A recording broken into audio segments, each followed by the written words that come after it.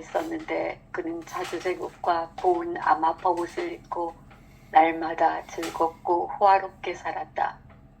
그 이집트 문 앞에는 나자로라는 가난한 이가 종기투성이 몸으로 누워 있었다. 그는 부자의 식탁에서 떨어지는 것으로 배를 채우기를 간절히 바랐다. 그러나 개들까지 와서 그의 종기를 한권 하였다. 그러다 그 가난한 이가 죽자 천사들이 그를 아브라함 곁으로 데려갔다. 부자도 죽어 묻혔다. 부자가 저승에서 고통을 받으며 눈을 뜨니 멀리 아브라함과 그의 곁에 있는 나사로가 보였다. 그래서 그가 소리를 질러 말하였다. 아브라함 할아버지, 저에게 자비를 베풀어 주십시오.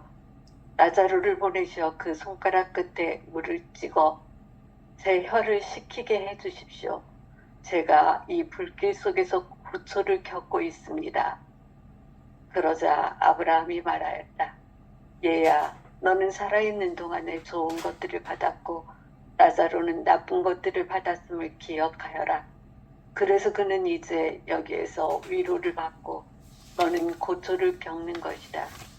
게다가 우리와 너희 사이에는 큰 구렁이 가로놓여 있어 여기에서 너희 쪽으로 건너가려 해도 갈 수 없고 거기에서 우리 쪽으로 건너오려 해도 올 수 없다.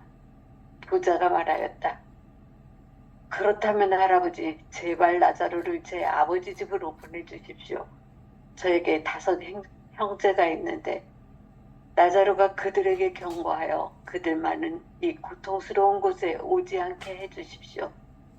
아브라함이 그들에게는 모세와 예언자들이 있으니 그들의 말을 들어야 한다 하고 대답하자 부자가 다시 안 됩니다. 아브라함 할아버지, 죽은 이들 가운데에서 누가 가야 그들이 회개할 것입니다 하였다. 그에게 아브라함이 이렇게 일렀다. 그들이 모세와 예언자들의 말을 듣지 않으면 죽은 이들 가운데에서 누가 다시 살아나도 믿지 않을 것이다. 아멘. 예, 아주 잘 읽으셨어요. 부자와 나자로 이야기. 2000년 그 그리스도교 역사 안에서 가장 많이 애용되고 이용되던 이야기, 부자와 나자로 이야기.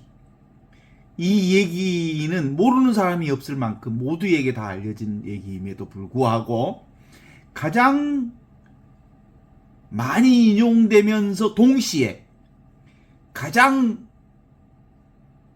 많이 오용되는, 잘못 이용된 대목이 바로 이 부자와 나자로에 대한 얘기라고 볼 수 있죠. 그런 점에서 오늘 좀 제대로 좀 읽어볼 수 있었으면 좋겠다 하는 마음이 들어요.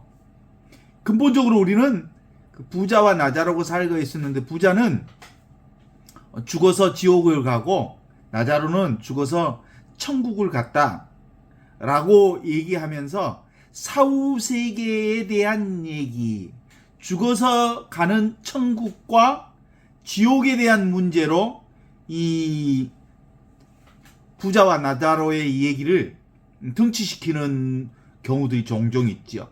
그래서 인과응보의 논리로 부자는 이 세상에서 온갖 좋은 것을 다 누렸기 때문에 지옥에 떨어진 거고, 이 세상에서 가난한 삶을 살았던 나자로는 천국에 간 거다. 그래서 기본적으로 인과응보적인 윤리관으로서 권선징악의 사상을 거기 안에 집어넣는 방식으로 사후세계의 얘기로 이걸 끌고 들어가는 경우들이 종종 있지요. 그래서 기본적으로 이 부자와 나자로의 이 얘기를 그렇게 읽지 말고 실제로 부자와 나자로의 이 얘기는 지금 여기를 사는 우리의 얘기요. 그리고 현존의 이 얘기로 볼 수 있어야 한다. 이렇게 보는 거죠. 기본적으로는 부자와 나자로의 상황에서는 큰 양극화의 과정을 볼 수 있잖아요. 부자와 나자로의 양극화, 극과 극의 삶을 드러내고 있고, 그 가운데는 정말 넘어설 수 없는 어떤 구렁텅이가 놓여 있다. 이게 바로 자본주의 사회 안에서의 양극화, 더 나아가서는 인간 소외 현상. 이게 바로 그 양극화를 통해서 타자에 대한 무관심과, 그리고 우리 인간은 겉뜻하면 이렇게 자기도 모르는 사이에 가난한 이들을 무시하거나 외면하는 보편적 죄성을 지니게 된다라는 부분을 분명하게 볼 수 있어야 되는 거거든요. 그런 점에서 도무지 지금 여기 하느님은 어디 계시는가? 그리고 우리는 그 하느님을 어떻게 인식할 수 있는가? 이게 보통 가난의 신학이라고 하는 관점에서 좀 볼 수 있어야 하고, 더 나아가서는 루카복음은 어떤 신학적 관점을 가지고 있냐면 가난한 이들을 중심으로 보는 신학적 구조를 가지고 있어.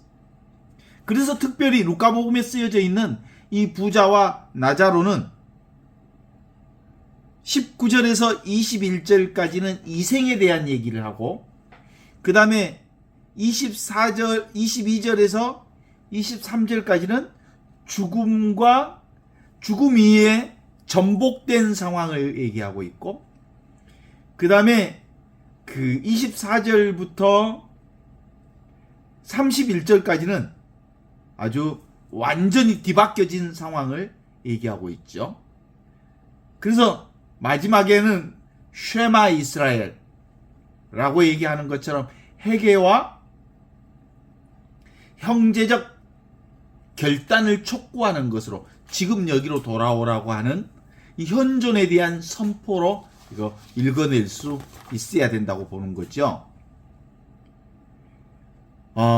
현존이라고 하는 거울을 통해서 우리가 보면 우리 자신 안에도 대문이 있어, 대문.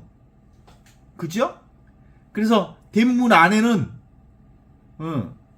화롭게 살고 있지만 우리의 대문 밖에는 아주 가난하고, 그리고 나자로와 같이 온통 배고픈 이들이 살고 있다는 사실을 분명하게 캐치하면서 살아야 된다는 것을 전제하고 있는 거거든요. 여기 19절에 이렇게 시작하잖아요. 어떤 부자가 있었는데, 이렇게 시작하죠. 어떤 부자가 있었는데 그는 자홍색 옷과 아마포 옷을 입고 날마다 즐겁고 호화롭게 살았다, 이렇게 규정하고 있잖아요. 이 자홍색 옷과 아마포의 옷을 입고 날마다 즐겁고 호화롭게 살았다는 이 말을 우리가 보면 뭐예요? 그게 바로 이 세상살이의 형태를 그대로 드러내고 있죠. 눈에 보이는 세상은, 눈에 보이는 것은 늘 호화롭고, 그리고 화려한 세상을 쫓고 있는 인간의 전형을 얘기하고 있잖아요. 인간 모두는 눈에 보이는 것을 쫓고 있죠. 화려한 것, 특별한 것, 호화스러운 것, 멋진 것. 이 부자들이 추구하는 모든 것들을 인간들이 추구하고 있죠. 날마다 즐겁고 호화스러운 삶을 원하고 구하고 추구하고 탐하고 하는 흐름들, 이걸 그대로 드러내고 있어요. 근데 눈에 보이는 데는 모든 사람들이 다 그렇게 화려하고 호화스럽고 특별한 축제를 쫓고 있지만 눈에 보이지 않는 자리, 나자로의 자리, 그 자리는 텅 비어 있어요. 문 밖의 자리는.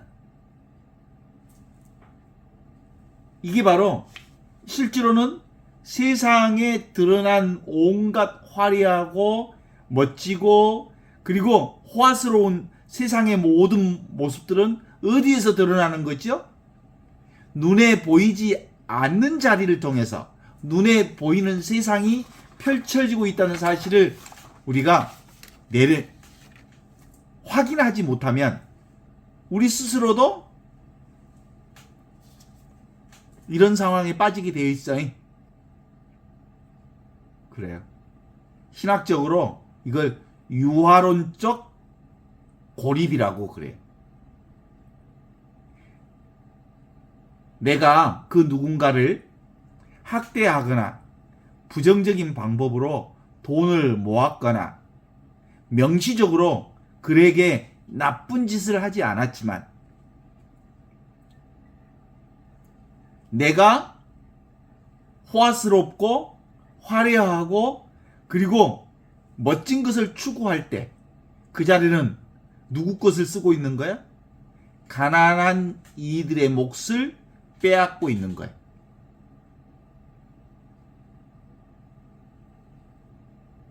성 제로니모라고 하는 사람은 그렇게 얘기합니다.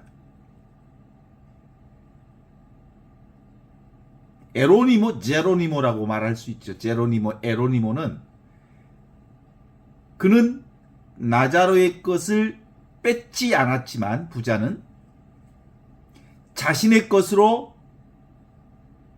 것을 나누지 않았기에 자기만 그 호화스럽고 그리고 화려한 것을 추구함으로써 자기도 모르게 가난한 이들을 빼앗았다라고 얘기하는 성인의 말을 우리는 들어볼 필요가 있어요. 화려한 자홍색 옷, 그를 둘러싼 아주 견고한 성벽이 뒷문 밖에 타자를 완전히 못 보게 들어오지 못하게 막고 있는 거죠. 그러나 근본적으로 우리가 보는 화려한 자홍색 옷은 영적으로 보면 뭘까? 죽음의 수위요, 수위. 지금 여기 이 순간 하느님의 현존은 텅 비어 있는 이 자리. 이게 바로 하느님이 계시는 곳이잖아요. 현존, 눈앞에 이 자리.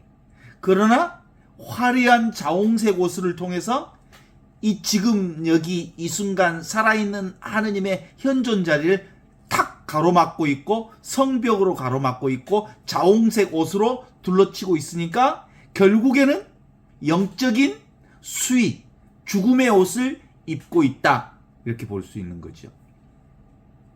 부자의 이 자홍색 옷과 성벽은 그리고 뒷문은 인간과의 단절을 요구합니다. 인간과의 단절은 곧 하느님과의 틈새를 완전히 단절하는 거죠. 타자가 들어올 수 있는 구멍을 막아버린 거예요. 하느님이 거하실 수 있는 거룩한 성전을 실제로는 하느님이 들어오실 수 있는 군역을 막아버리는 거죠. 뭐 그런 점에서 오늘날 우리도 어떻게 살아요? 그렇게 살고 있죠? 오늘날 부자는 누군가? 현대사회에서 자홍색 옷은 명품 브랜드와 고급 승용차와 배타적인 자신들만의 화려한 거주 공간, 이렇게 변주될 수 있지 않겠습니까?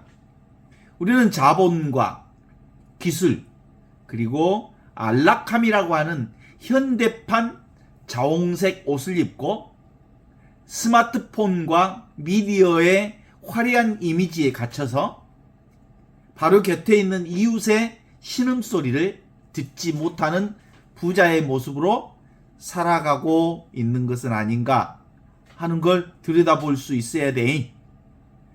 우리는 날마다 소비의 축제를 벌이면서 기후로 고통받고 있는 제3세계의 나자로들과 젠트리피케이션이라고 하는 그 화려함으로부터 쫓겨난 이웃들을 생각하기는커녕 풍요 속에 갇혀서 빈곤을 잊어버리는, 그래서 하느님의 부재의 풍요. 풍요는 근본적으로 하느님과 함께 하느님 안에서 하느님과 함께 이루는 축제여야 되는데 하느님 없는 풍요, 그게 바로 하느님의 부재의 풍요라고 말할 수 있죠. 이게 바로 얼마나 치명적인 영적 질병인지를 고발하는 말이죠. 지금 내 눈을 가리고 있는 화려한 옷을 벗어버릴 것을 촉구하고 있는 말씀과 같다, 이렇게 말할 수 있죠. 교회의 장상들이 화려한 제의로 자신들을 치장할 때 실제로는 화려한 제의로 치장하는 그 순간 하느님이 숨 막혀서 그 자리에 있을 수가 없어. 20절에 들어가면 그의 집 대문 앞에는 나자로라고 하는 가난한 이가 종기투성이의 몸으로 누워 있었다, 이렇게 말하고 있어요. 대문 밖의 얼굴, 나자로. 근데 이 나자로라는 말을 히브리어로 어떤 뜻을 가지고 있냐면, 나자로라는 뜻이 히브리어로는 엘리에제르라고 하는 말로 바꾸어서 부를 수 있는데, 하느님께서 도우신다라는 뜻이야, 나자로는. 그러니까 대문 밖에서 누가 있어? 나자로가 있어. 그럼 나자로는 어떤 상징적 흐름이요? 하느님께서 부자를 돕기 위해서 하느님께서 보내신 초대장이야, 초대장. 그러니까 나자로를 초대하는 순간 하느님의 도우심을 부자가 받게 되는 초대장인 거지. 그런데 부자는 철저히 하느님의 도우심이라고 하는 나자로를 철저히 거부하는 방식으로, 하느님의 초대장을 거부하는 방식으로 나타난다. 대단히 의미로운 해석이죠. 그래. 이거 나자로가 가만히 있으니까 이것들이 까마떼기인 줄 안가 봐. 에? 실제로는 나자로가 누구였다고요? 하느님의 초대장. 그래서 실제로 나자로를 하느님의 초대장으로 보기는커녕 나자로를 뭘로? 버린 자로 이렇게 내쳐버리는 그들을 우리가 볼 수 있죠. 그래서 근본적으로 이렇게 나자로를 내버렸다라는 말은 부자들이 적극적으로 그를 초대하지 않았기 때문에 수동적으로 나자를 버리는 폭력성을 드러낸 것과 같은 역할을 하게 된 거잖아요. 우리의 삶도 마찬가지죠. 병들었다, 던져졌다, 그의 몸이 종기투성이로, 그러니까 그 나자로가 종기투성이의 모습으로 있었다라는 얘기를 듣는 순간 뭐가 생각나요? 욥기 생각나지 않아요? 욥의 그 고난이 나자를 통해서 이렇게 드러내 보여주는 것과 같아요. 근본적으로 경계를 짓기 때문에 실제로는 대문 밖의 나자로는, 실제로는 대문이라고 하는 자리가 만남의 장소잖아요. 이 대문을 통해서 사람을 만나고, 대문을 통해서 사람과 교류하고, 대문 안과 밖이 경계되어 있지만 실제로 부자가 나자로를 만나려면 대문 안에서 만나야 되는 거거든. 대문을 통해서. 근데 대문이 만남의 장소의 역할을 한다기보다 그 경계를, 문을 꽉 때려 잠금으로써 안과 밖을 완전히 막아버리는 역할을 한단 말이지. 그런 점에서 나자로는 한편으로 나자를 잘 맞아들이면 하느님을 맞아들이는 디딤돌이 될 수 있었을 거예요. 그런데 부자는 나자로를 걸림돌로 본 거죠. 자신의 삶에. 그러니까 실제로 같은 나자로를 어떻게 보느냐에 따라서 정말 삶의 디딤돌이라고 하는 것은 구원을 향한 새로운 도약의 요소로 작용할 수도 있지만 그가 거부하면 걸림돌이 되는 거죠.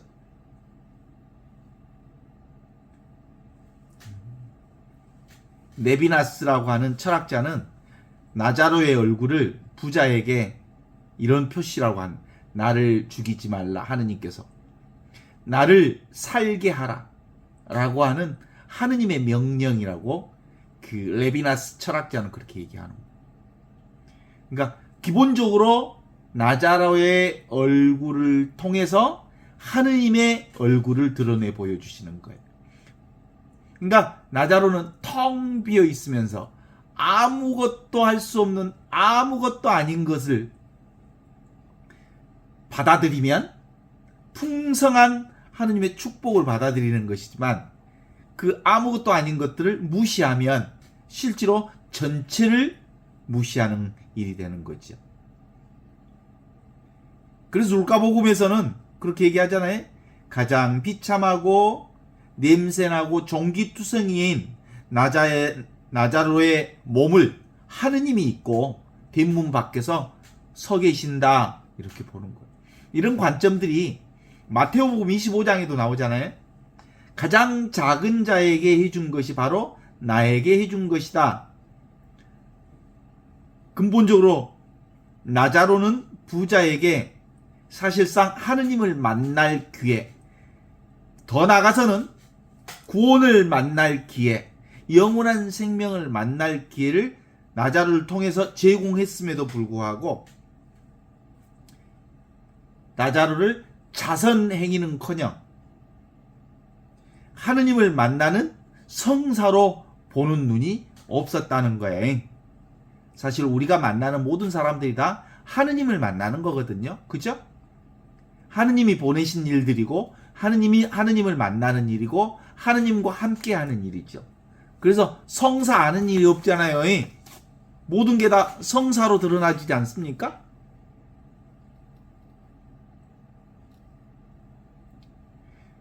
그런 점에서 21절에 들어가면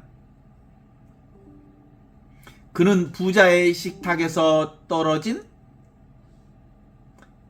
것으로 배를 채우기를 간절히 바랬다. 그러나 개들이 와서 그의 종기를 할권 하였다. 이렇게 나와요. 기본적으로 나자로는 부자의 겸상상대가 되기를 원한 것이 아니라 그는 단지 식탁에서 떨어지는 부스러기를 간절히 원했다라고 볼 수 있죠. 고대 근동, 그러니까 그때 팔레스틴 그 근처의 관습법에 따르면 부자들이 식사 도중에 손에 묻은 기름을 닦기 위해서 보통 부드러운 빵 조각을 가지고 이렇게 기름기를 손으로 닦고 그리고 그것을 상 밑에다 던져주면 그거는 개들의 몫으로 돌아가는 거예요. 그런데 나자로는 근본적으로 그런 개 취급도 받지 못했다는 거예요. 그러니까 이 장면은 대단히 극단적인 양극화의 현실을 아주 적나라하게 보여주는 부분이라고 말할 수 있죠. 부자의 식탁에는 음식이 넘쳐 버려지는데 대문 밖에 굶어 죽어가는 이가 있었는데 이것은 기본적으로 먹을 것이 부족해서의 문제가 아니라 더 근본적으로는 같은 인간으로서의 공감의 결여,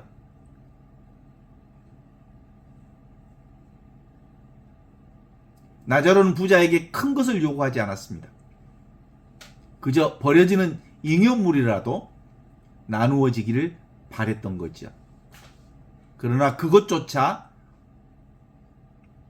부자는 허락하지 않았습니다. 오히려 배를 채우기를 바랐다고 하는 그 표현은 소망조차, 아주 작은 소망조차 충족되지 않았음을 암시하는 비참한 현실을 드러내고 있다고 볼 수 있죠. 근데 그 개가 와가지고 나자로의 종기를 핥았다라는 얘기가 나오잖아요. 이건 한편으로는 대단히 모욕적인 표현이기도 하고 또 한편은 자비로운 모습이기도 하지요. 사실 부정적으로 해석하면 개는 부정한 짐승이거든요. 부정한 짐승이 와서 종기를 핥았다는 것은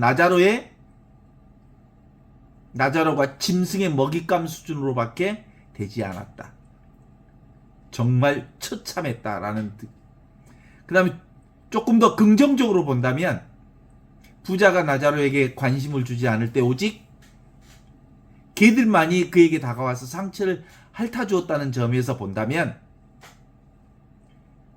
고대 의학에서 동물의 침은 치료 효과가 있다고 믿어지기도 했단 말이에요. 그런 점에서 무엇보다도 부자의 무자비함과 개의 본능적인 연민을 대조시키면서 인간인 부자는 같은 인간을 외면하지만 미물인 개는 다가와서 개만도 못한 인간이라는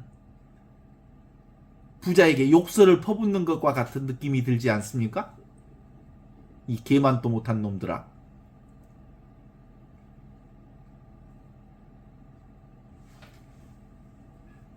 기본적으로 이런 장면들은 요즘에 이제 현대 사회에서 구조적인 악을 고발하는 것으로 볼 수도 있어요, 사실. 세계 인구의 3분의 1이 굶어 죽어. 그거 아신가요?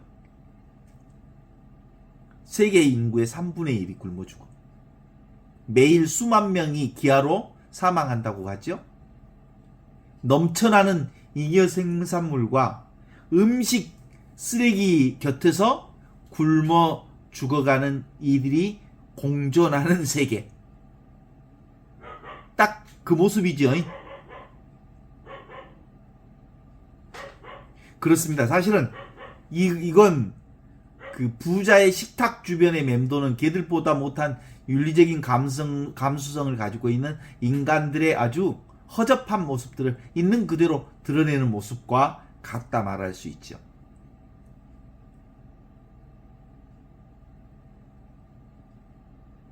(22절로) 들어가면 이렇게 나옵니다. 그러다 그 가난한 이가 죽자 천사들이 그를 아브라함 품으로 데려갔다. 부자도 죽어 묻혔다. 이게 이제 여기서 역전이 일어나요. 대역전극, 죽음 이후에. 죽음은 모든 인간들에게 찾아오는 필연적인 사건이면서 빈부격차를 무화시키는 절대평등의 사건처럼 보여요. 그러니까 세상에서 죽음보다 평등한 건 없어. 부자도 죽고 가난한 사람도 죽고 남자도 죽고 여자도 죽고 거기에는 부귀 귀천이 없어. 다 죽어. 죽음 앞에 가장 평등한 모습을 드러내고 있지. 그래서 부자는 죽어 묻혔다. 이렇게 아주 짧은 서술 뒤에 성대하고 장엄한 장례식이 생략되어 있습니다. 부자는 죽을 때 어마어마한 장례식을 치렀을 거 아니에요? 그걸 지워버렸어.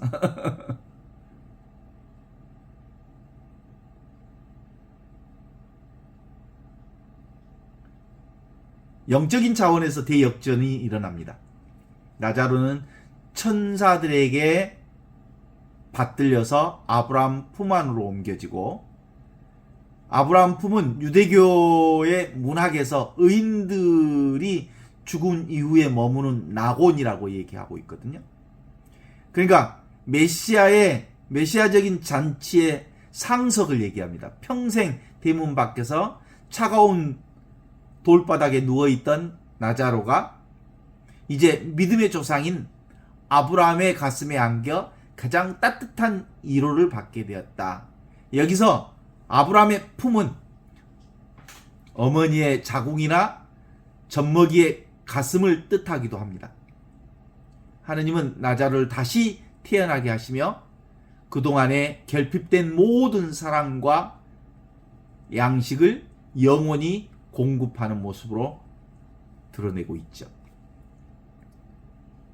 이게 바로 하느님 현존 양식은 기억하심입니다.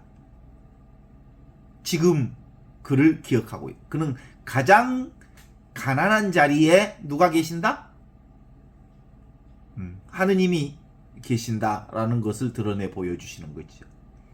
세상은 나자로를 쓰레기처럼 버리고 있지만 하느님은 그의 이름을 기억하고 천사들을 파견하여 그를 영접하고 계신다. 이렇게 보여주죠. 세상에서 유명했던 부자는 실제로 하느님의 생명 밖에 있는 존재이고, 실제로 세상에서 버림받은 나자로는 아브라함의 품 안에 있다라고 하는 걸 드러내 보여주고 있죠. 이게 바로 현존의 핵심 포인트입니다. 가난한 사람들은 행복하다. 하느님 나라가 너희의 것이다. 이때 가난한 사람이라고 하는 것은 근본적으로 자기 것이 도무지 아무것도 없는 사람들. 따라서 그는 온통 하느님의 생명 가운데 있는 사람이라고 볼 수 있죠. 23절에 들어가면 부자가 저승에 고통을 겪으며 눈을 들어보니 멀리 아브라함과 그의 품에 나자로가 보였다. 이렇게 나오고, 눈을 들어보니 살아생전의 부자는 눈을 들어 나자로를 보지 않았습니다.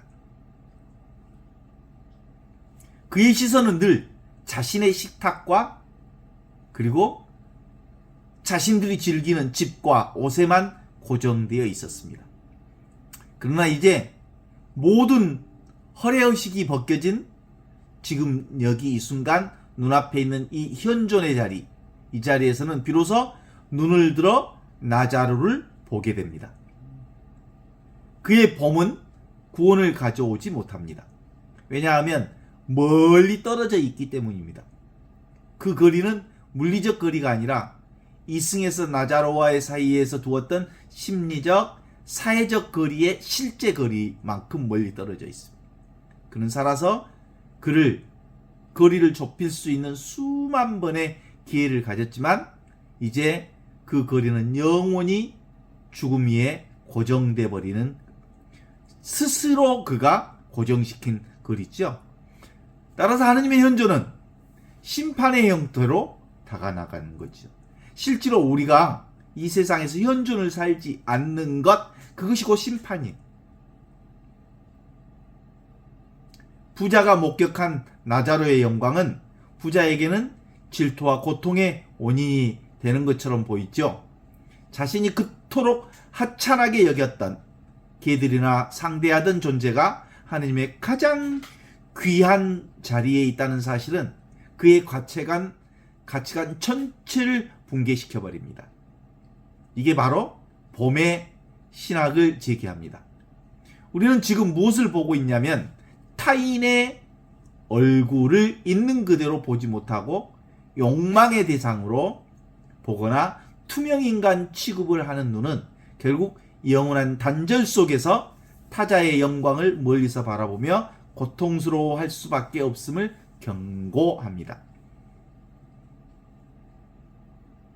지금 눈을 들어 나자로를 보라. 지금 보는 것은 사랑과 연대이지만 나중에 보는 것은 후회와 심판이다. 이렇게 말할 수밖에 없죠. 지금 보라. 지금 들어라. 지금 느껴라. 지금 경험하라. 이 소리죠. 24절에 그가 소리를 질러 아브라함 할아버지 저에게도 자비를 베풀어 주십시오. 나자를 보내시어 그 손가락 끝에 물을 찍어 제 해를 시켜 주십시오. 제가 이 불길 속에서 고초를 겪고 있습니다 하고 말하였다. 이 요청은 놀랍게도 부자는 나자로에게 직접 말을 걸지 않습니다. 그는 여전히 나자로를 자신과 동등한 인격체로 대우하지 않습니다. 아브라함에게 나자로를 보내어서 요청합니다. 그가 요청한 것은 거창한 구원이 아니라 물 한 방울의 자비를 구합니다.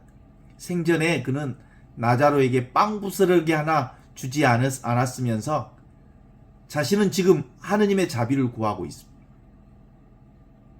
이것이 바로 철저한 자기 모순임. 야고보서의 말씀처럼 자비를 베풀지 않는 자는 가차없는 심판을 받는다. 야고보서 2장 13절에 나오는 말씀이거든요. 하느님의 현존은 늘 상호성 안에 들어있습니다. 부자는 여전히 일방적이죠.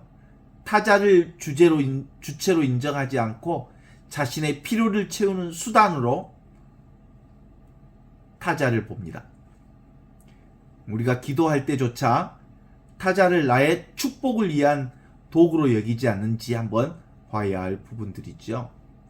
25절에 들어가면 그러자 아브라함이 말했다. 애야 너는 살아있는 동안 좋은 것을 다 받았고 나자로는 나쁜 것을 받았음을 기억하라. 그래서 그는 지금 여기서 위로를 받고 너는 거기서 고초를 겪고 있는 것이다 라고 말하죠. 아브라함은 부자를 애야 라고 부릅니다. 아이를 뜻하는 다정한 호칭이기도 하죠. 아브라함은 그를 완전히 내치지 않고 여전히 자손으로 인정하지만 그렇다고 해서 심판을 면제해 주지는 않습니다. 이어지는 명령을 준엄하게 기억하라 이렇게 얘기합니다. 지옥은 기억하는 장소입니다. 망각하고 싶었던 자신의 무관심, 이기심, 타자의 얼굴들이 생생하게 되살아나서 영원히 괴롭히는 곳. 잊고 지냈던 나자로의 종긴한 몸이 기억의 수면 위로 떠오를 때 그는 꺼지지 않는 불길이 되어 부자를 괴롭힙니다. 아브라함은 부자가 좋은 것을 받았다고 말합니다. 그렇죠?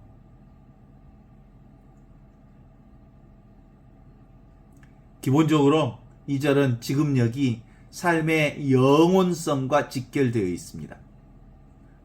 우리가 누리는 풍요가 누구의 결핍을 담보로 한 것이라면 우리가 누리는 그 풍요의 훗날 고통의 원인이 될 것입니다. 그래서 25절에 우리에게 기억하는 영성을 요구합니다.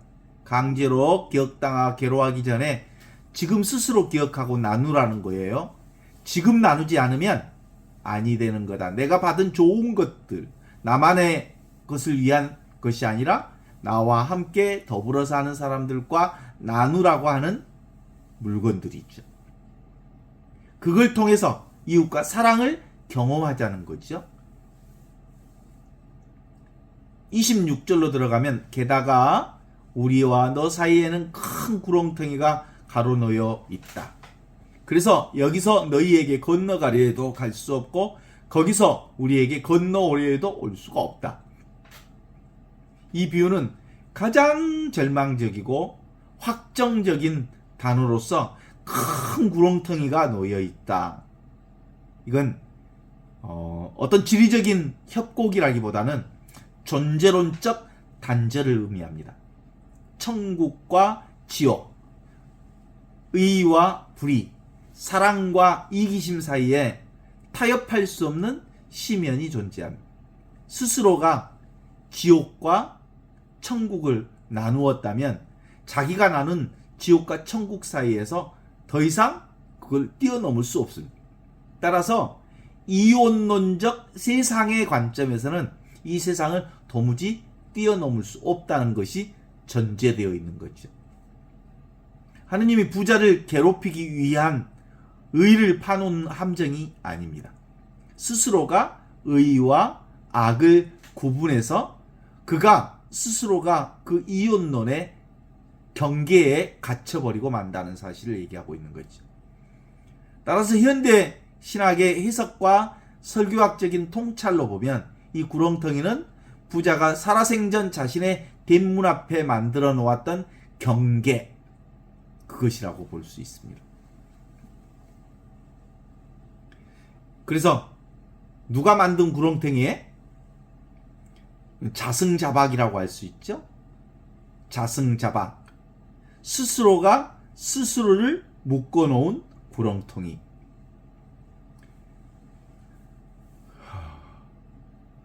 그래서 기본적으로 고정된 이런 사건은 인간이 만들어낸 인간의 결과다. 인간이 스스로 경계를 짓고 스스로 인간의 가능성을 한정짓는 과정들이 만들어낸 결과다, 이렇게 볼 수 있죠. 다리 놓은 자로서의 그리스도를 여기서 다시 한번 확인해 봅니다. 하느님의 현존은 브릿지, 다리가 되시는 그리스도를 통해서 세상에 드러내 보여주십니다.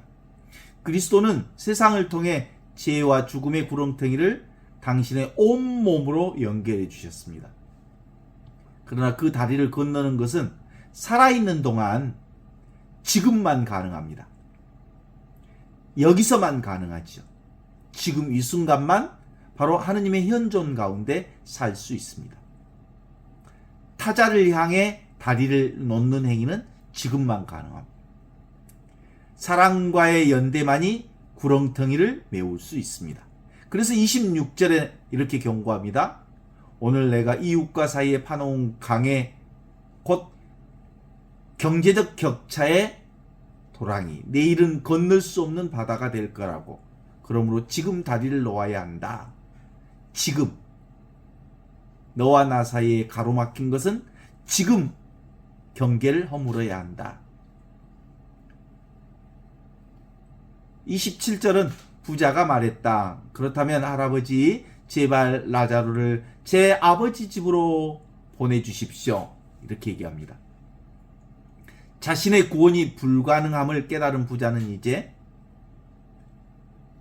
시선을 아버지 집으로 돌립니다. 그것은 얼핏 보면 가족을 사랑하는 인간적인 모습 혹은 뒤늦게 생긴 성교적 열정처럼 보이지만 깊이 들여다보면 이건 여전히 확장된 자기 가족주의, 가족 이기주의에 불과합니다. 여전히 내 아버지, 내 형, 혈연적 범주에 갇혀 있습니다. 관심사는 인류의 구원이나 정의가 아니라 자기 핏줄 아니뿐입니다. 나자로와 같은 가난한 이웃들이 겪는 고통에는 여전히 관심이 없습니다. 그의 사랑은 자기 자신에게서 가족에게로 약간 넓어졌을 뿐 여전히 배타적인 가족 중심주의, 민족 중심주의에 빠져 있습니다. 그는 이번에도 나자로를 보내주십시오라고 요청하죠. 그는 나자로가 아브라함 품 안에 누리는 안식을 방해해서라도 심지어 다시 죽음의 땅으로 내려가는 수고를 감수하게 해서라도 자신의 가족들을 구하고 싶었던 마음이 있었던 모양입니다. 타자의 희생을 담보로 자기 집단의 이익을 도모하는 태도는 생전이나 여전히 변함이 없습니다. 나자로를 여전히 자신의 가문을 위한 메신저, 도구로 활용하고자 하는 마음이 그대로 남아있는 거죠. 이게 사실은 가족 이기주의라고 말할 수 있죠. 가족 중심주의. 가족 이기주의와 가족 중심주의의 우상을 지적하고 있다고 볼 수 있죠. 내 자식, 내 가족의 성공과 안녕만을 위해서 기도하고 다른 이들의 희생에는 눈 감는 신앙은 부자의 신앙과 하나도 다르지 않습니다. 한국 사회의 치열한 입시 경쟁, 투기꾼과 부동산 투기 뒤에는 이처럼 강력하고 아주 징글징글한 가족 이기주의가 도사리고 있다고 볼 수 있지요. 진정한 사랑은 혈연의 울타리를 넘어서 나자로에게, 가난한 이들에게, 타자에게 확장되어야 합니다. 아버지의 집을 넘어서 하느님 아버지 집을 지향하지 않는 한 우리는 현존을 살 수 없습니다. 결국은 자신의 이기주의의 탐욕에 갇힐 뿐이지요. 하느님의 현존은 폐쇄된 가족주의의 울타리를 뛰어넘어서 지금 여기 이 순간 살아있는 하느님의 현존 자리에 와야 합니다. 28절에 가면 이렇게 나오죠. 저에게 5 형제가 있는데 나자로가 그에게 증언하여 그들만은 고통스러운 곳에 오지 않게 해주십시오. 여기서 5 형제가 누구예요?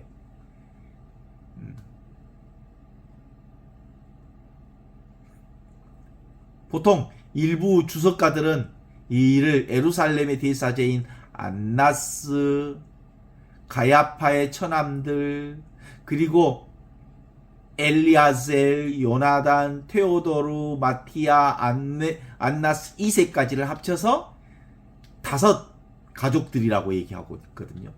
만약 이렇게 해석이 타당하다면 이 비유는 당대의 종교 권력층을 향한 예수의 직접적이고 정치적인 비판이 되는 거거든요. 그래서 그들은 성전 체제를 통해 막대한 부를 축적하고 가난한 이들을 착취하고 있는 이들, 자신들의 기득권 카르텔을 형성하고 있었던 이 사람들에게 보내주십시오 라고 얘기하는 거거든요. 부자는 나자로가 가서 증언하기를 원합니다. 여기서 증언은 단순한 정보 전달이 아니라 임박한 심판에 대한 엄중한 경고를 의미하지요. 부자는 자신의 형제들이 자신과 똑같은 삶의 방식을 살고 있음을 알고 있습니다.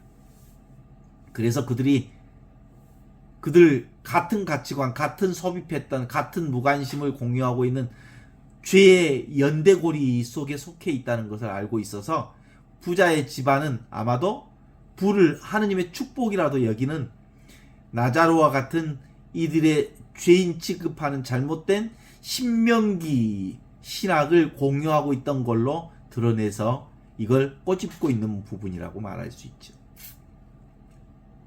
그렇습니다. 29절 보면 아브라함이 다음과 같이 말합니다. 그들에겐 모세와 예언자들이 있으니 그들의 말을 들어야 한다. 모세와 예언자들은 구약성경 전체를 지칭하는 사람들이죠. 특히 가난한 이들에 대한 정의와 자비를 강조하는 율법과 예언서의 가르침을 드러내고 있습니다. 너희 가운데 가난한 형제가 있거든 마음을 완고하게 하지 말고 손을 펴라. 이게 신명기 15장 7절에 나오는 말씀이거든요. 아모스 예언자는 이렇게 얘기합니다. 상하의 침상에 누우며 요셉의 파멸에 대해서는 근심하지 않는 자.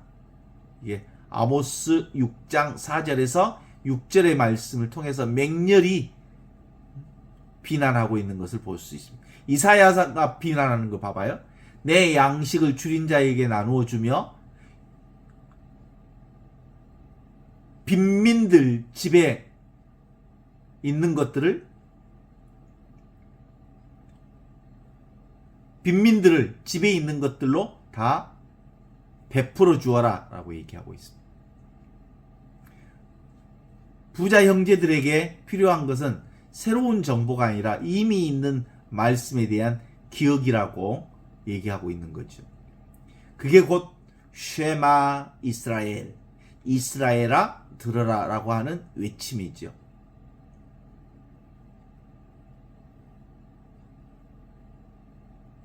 하느님의 현존은 초자연적인 현상이 아니라 기득권 말씀 속에 그리고 그 말씀으로 육화된 이웃들의 호소에 민감하게 반응해 주어야 합니다. 우리는 늘 새로운 계시, 특별한 체험, 확실한 징표를 요구하지만 하느님은 이미 있는 말씀으로 충분하다고 말합니다. 30절에 들어가면 그가 다시 아닙니다. 아브라함 할아버지 죽은 이들 가운데서 누가 가야 그들이 회개할 것입니다. 라고 말합니다. 부자는 끝까지 아브라함의 말에 토를 답니다. 아닙니다. 그는 자신의 판단이 하느님의 판단보다 옳다고 믿는 자이죠. 그는 말씀만으로는 부족하다고 생각합니다. 그는 인간의 완고함이 일상적인 설교로도 깨지지 않으며 충격적인 기적만이 해답이라고 주장하는 거라고 볼 수 있죠. 이는 하느님의 방식, 말씀과 인격적인 과말을 불신하고 인간적인 방식, 충격과 공포를 통해서만이 그들의 고집을 꺾을 수 있다고 말하고 있죠. 그러니까 회개의 본질은 뭐예요? 부자가 오해하고 있는 것은 회개의 본질입니다. 그는 죽은 자가 살아 돌아오면 형제들이 놀라서 지옥을 두려워하게 될 것이고 그것을 회개라고 생각했던 거라고 볼 수 있지. 그러나 진정한 회개는 사실은 보는 관점의 변화입니다. 가치관의 전복이라고 말할 수 있죠. 단순히 귀신 보고 공포에 질려서 행동을 잠시 수정하는 것은 회개가 아니고요. 진정한 회개는 타자의 고통에 공감하고 자신의 탐욕을 내려놓는 내면의 근본적인 변화. 이는 화려한 기적이 아닌 세밀한 하느님의 은총, 말씀에 귀를 기울이고 자신을 온전히 성찰할 때만이 일어나는 변화지요.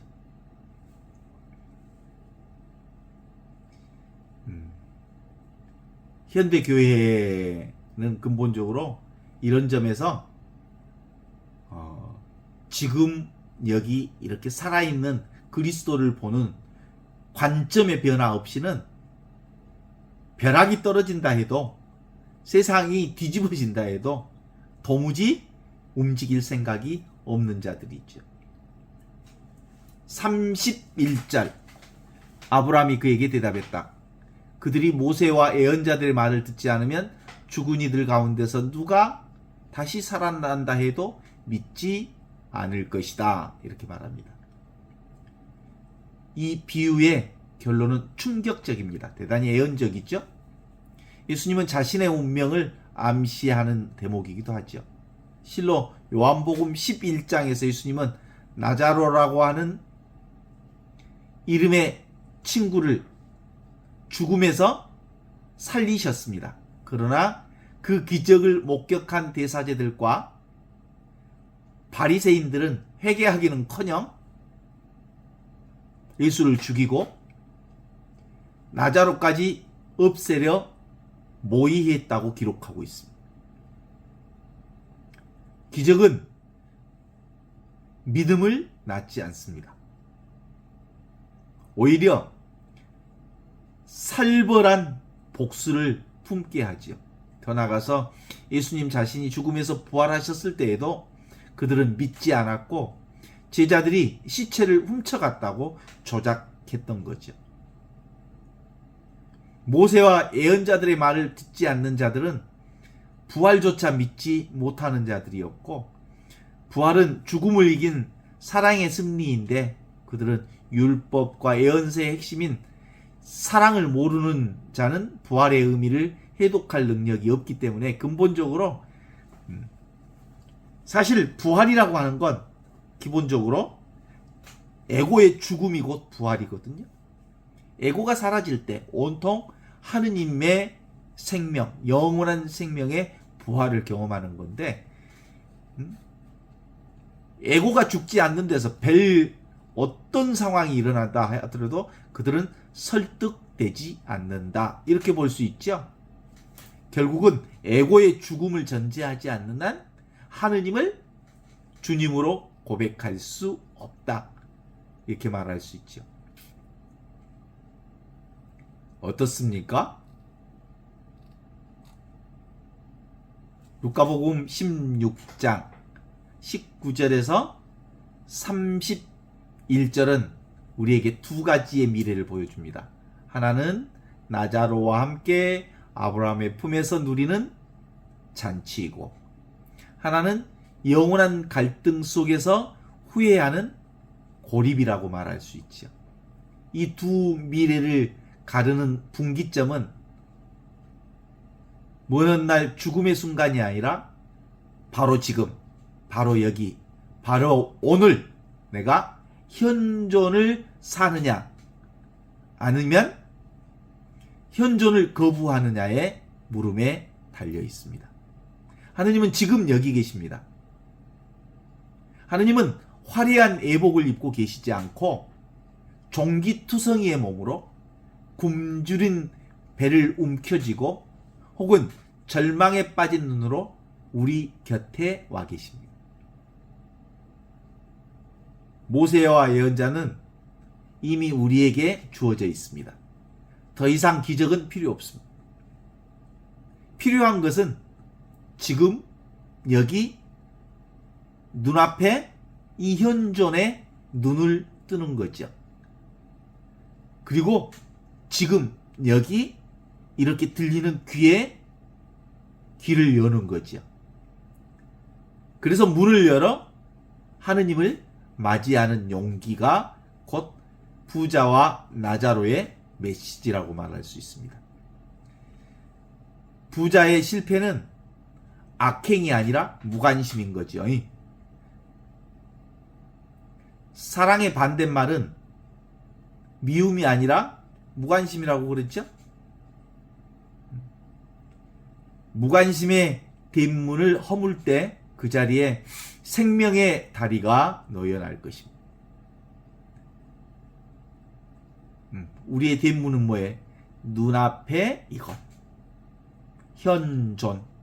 지금 있고 여기 있고 이 순간 살아있는 현존에 내 마음을 온전하게 열 때 그곳에서 매 순간마다 살아계신 그리스도를 만날 수 있을 것입니다.